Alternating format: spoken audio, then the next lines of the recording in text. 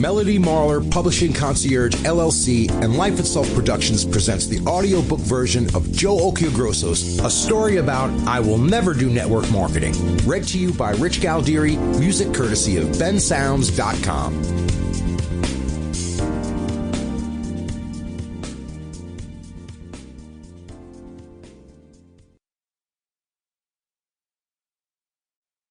Chapter 1.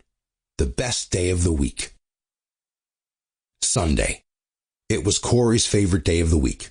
The entire family was home, the house was cozy and a little chaotic, and the smell of dinner in the oven drifted straight through the house. Sunday was the day that truly meant family to Corey. He and Michelle were lucky to have this, and they knew it. Young teenage kids who liked to hang out with their parents. It was bitterly cold outside, but the house was warm and filled with love. Corey closed his eyes and took it all in. Even the noise from the television in the background appealed to him right now. Corey couldn't help but overhear his son Michael's animated conversation with his grandmother about this morning's hockey game.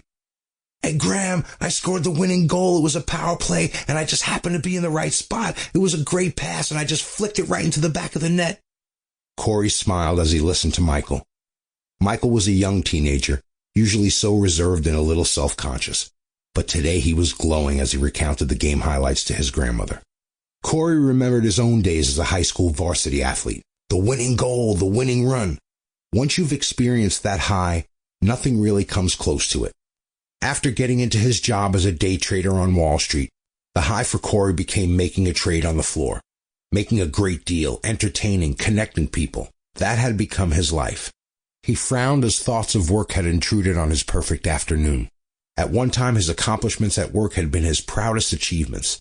Graduating from an Ivy League school with an MBA. How proud he and his parents were that day he received that diploma. And his wife's parents were very impressed.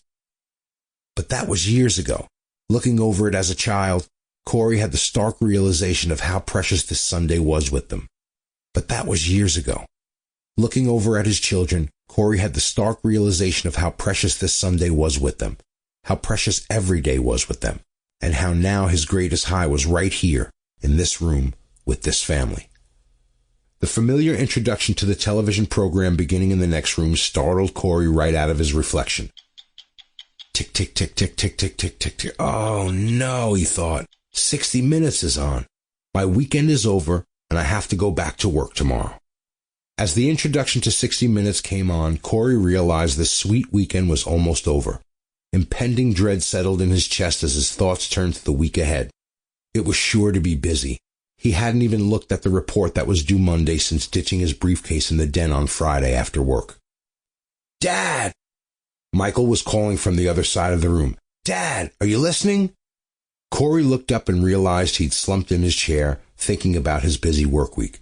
"You'll be at my game tomorrow night, right? Graham's coming." Corey assured Michael he'd be there and got up to turn down the sound on the television. This used to be one of his favorite programs, and now it made him gloomy just to hear the sound of this ticking clock. After dinner, Corey and Michelle chatted as they cleaned up the dishes. Corey reluctantly excused himself to get organized for the crazy work week that was surely awaiting him. This used to be the best part of the week, Corey remembered. He used to sit alone in the den, writing out his schedule and appointments for the week, thinking about the days he'd be available to get out on the town and entertain clients. Corey also used to go to the gym every night after work, but now he just wanted to get home as early as possible. What if Michael had a game? Or if his daughter Elizabeth wanted to go to the gym and work out for the upcoming soccer season? She had started to look at colleges and had mentioned some applications she needed to send in soon. With a sigh, Corey scribbled some notes about his new client in the margins of the agenda for Monday morning's meeting. When had he started dreading meeting new clients?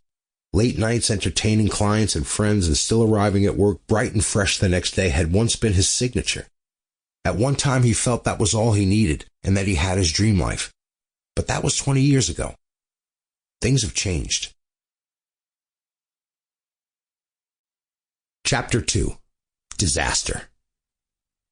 Corey gripped the steering wheel as traffic crawled along the expressway. Expressway. What a joke. It was no expressway today. An unexpected winter blizzard had crippled the city a couple of days ago, and sub-zero temperatures had quickly settled in. It appeared the deep freeze would last a few days.